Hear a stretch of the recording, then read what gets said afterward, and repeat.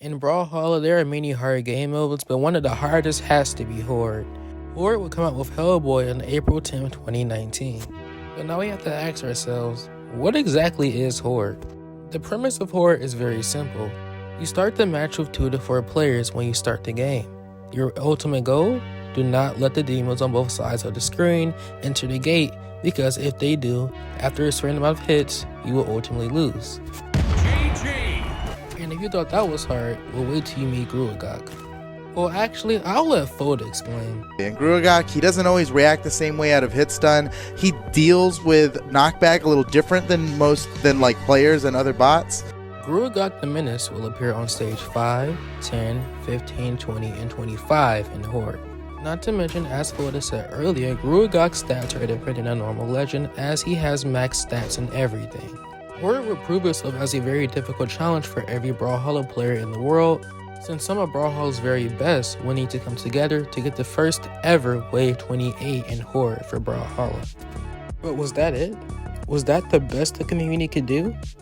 Welcome to the race to perfect Horde mode. One of the first major feats in Horde mode was when Hectic managed to get to Wave 26 by himself. Before this run, any other run of Horde required at least 2 players, if not more. And getting a hitless run at this point was pretty much impossible. And insane work was also being put in 2-player, because Fiery Tooth was managing to get to Wave 51 with a 15-minute timer using Jiro. Something else that was also insane for the time and was the first to ever even do such a feat.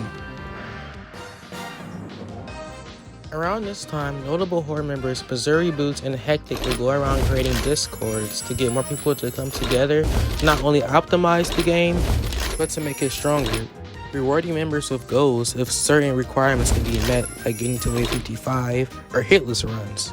After these communities established, there became 4 major subgroups for Horde runs. Waves simply meant the count of waves you could do. Hitless simply meant if you got a hit on your door or not. Speed runs mean how fast you could get to a wave in a certain amount of time. And solo meant could you do the waves by yourself. But just as things started thriving, a major problem arose in the community. At this time, there was only 15 minutes available on Horde, and the game was only getting more and more optimized with things such as perfecting waves by learning spawn rates and the best moves and optimization of those moves to make sure that everything goes as smoothly as possible. Like right here, using D-Light and Sidelight right here to not have to worry about doing anything else for this wave.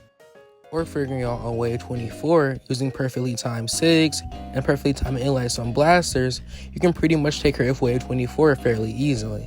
Well, first off, your character pick is extremely important. Sword became the most commonly used weapon because of its good frame data and the fact that if you have 6 strength, a sword ground pound could KO the red demons. And along with that, Jiro and Jalo will become the legends of choice thanks to the fact that those characters that have 6 are also accompany the high power of sword. Hasha would then go on to optimize this to the fullest, getting Wave 55. But there was a major problem. There was one thing stopping us from progressing any further, no matter how hard anybody tried. The timer was our enemy. But eventually Foda, listening to the pleas of the horror community, will buff the timer from 15 to 25 minutes. And that would change everything. Golden Boy would go on to take advantage of this newfound time to set the world record to now 61 waves. And it will only keep increasing and increasing as people found better ways to optimize the game. Hasha would then go and take their score back a week later, getting a very impressive Wave 66. It was truly becoming a race for perfection. Drake would then come in and set the record, getting an incredible 74 waves. And at this point, it was pretty much detrimental to your runs that you could pretty much never really leave your door at all unless you finished the wave. But then Fiery Tooth, he would come back. He would retake the throne. He would show everybody why he has always been so good at Horde. In Horde history, there have only ever been 3 people to reach Wave 80. And there's only ever been 1 to reach Wave 84. We are now getting to a point where waves not only require an insane amount of skill, but it's now also taking an insane amount of luck and RNG to accomplish such high waves.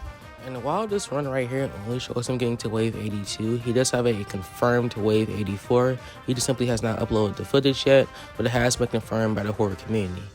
And while Fire and Tooth has solidified himself as the best horde player of all time currently, I still believe there is room for improvement. I believe a wave 85 if not higher run is actually possible, but who will be the next person to step up?